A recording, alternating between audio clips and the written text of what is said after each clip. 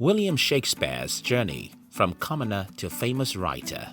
William was born the third of 8 children, of whom 3 died during their childhood. Now, before we go any further, let's quickly explore the family that influenced William's childhood.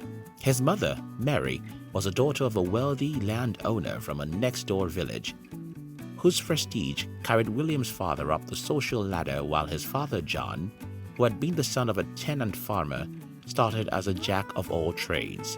John dabbled in various trades, from selling leather goods, malt, wood and corn, to even being appointed as the borough's official ale taster in 1556.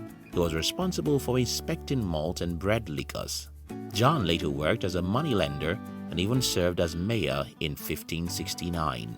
Now, this was the family that William was born into, and even though no records seem to exist of his education, it is suspected that William must have attended the well-known local grammar school, where he studied classics and Latin grammar. Whether William completed his studies or abandoned them to help his father remains unknown. His marriage to a pregnant older woman. In late 1582, when William turned 18, he got married to a farmer's daughter, Anne Hathaway, who was 8 years older than he.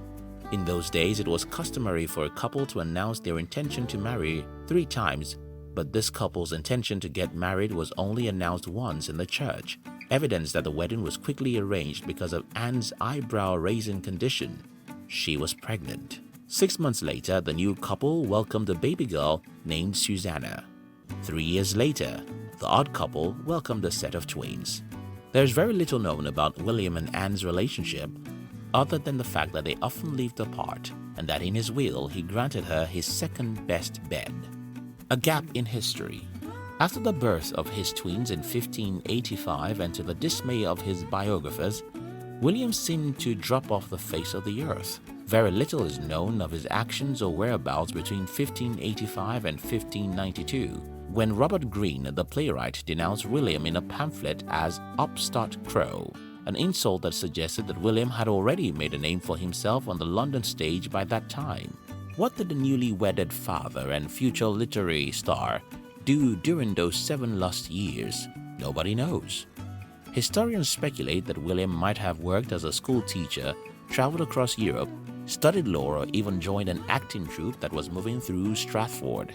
A 17th century account states that he likely fled his hometown after poaching deer from the estate of a local politician. True or not, we'll never know. All we know is that by 1592, William began working as an actor, wrote several plays, and spent enough time in London to pen down accounts regarding its culture, geography, and diverse personalities. He had become such an authority on most things in London that even his earliest works showed great knowledge of European affairs with foreign countries and a familiarity with the royal court that seemed unattainable for a young man raised in the local regions by illiterate parents. His non-dramatic works.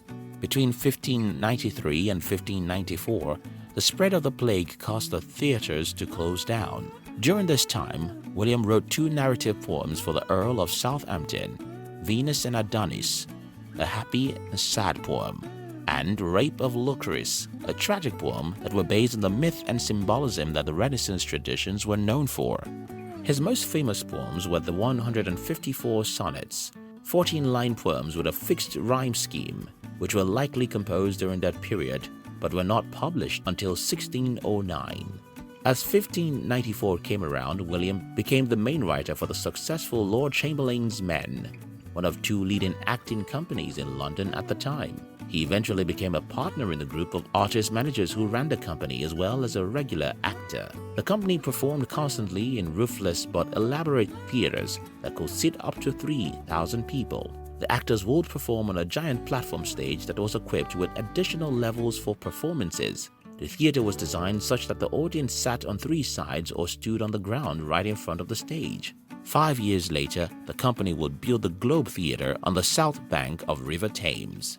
His dramatic works.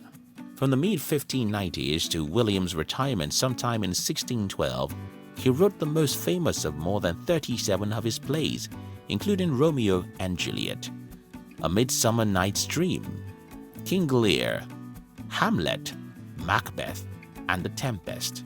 As a dramatist, William was known for his meditative soliloquies and ingenious word plays. It was at this time that the now famous "to be or not to be" phrase was coined. William's work weaved together and reinvented theatrical conventions that dated back to ancient Greece, which featured an assorted cast of characters with greatly human interpersonal conflicts and complex psyches. An interesting legacy. It is said that we have William to thank for the existence of North America's 200 million starlings. How so, you ask? William's work contains over 600 references to different kinds of birds, from doves to swans to turkeys and sparrows. The starling, however, is a lustrous songbird gifted with mimicry and native to Western Asia and Europe, which made only one appearance in one of William's works, Henry IV, Part 1. Many years later, in 1890, an American idolizer of all things Shakespeare, named Eugene Schieffelin, resolved to import every kind of bird listed in William's work, which was absent in the United States. Eugene went ahead to release 2 flocks of 6 starlings in a Central Park in New York. More than 100 years later, this highly adaptable species took over the skies, becoming so invasive they drove some of the native birds close to extinction. His death and a curse. William died of an unknown cause on April 23, 1616, at the age of 52, an accomplishment during a time when the average life expectancy was between 30 to 40 years. He left behind the bulk of his estate to his daughter and a bed to his wife, who outlived him by another 7 years. While we don't know what killed William, an acquaintance of his wrote that he fell ill after a night of drinking heavily with fellow playwright Ben Jonson. Could there be funny business involved? We'll never know. However, despite the sudden demise, William had the wherewithal to write an epitaph on the slabstone over his tomb, located inside a Stratford church, with the intention, some say, of thwarting the efforts of the numerous grave robbers who plundered cemeteries in England at the time. The epitaph reads, and I quote, "Blessed be the man that spares these stones, and cursed be he that moves my bones."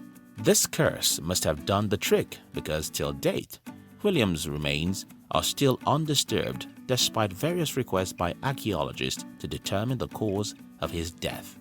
Thank you very much for watching our videos. We'd like to give you another interesting video for you to enjoy next, but before then, our team will be very happy if you can like this video and share it with your friends on social media. If you're new here, don't forget to subscribe so you won't miss other interesting videos like this. Look at your screen now to see 2 other videos we handpicked for you to enjoy next. We love you.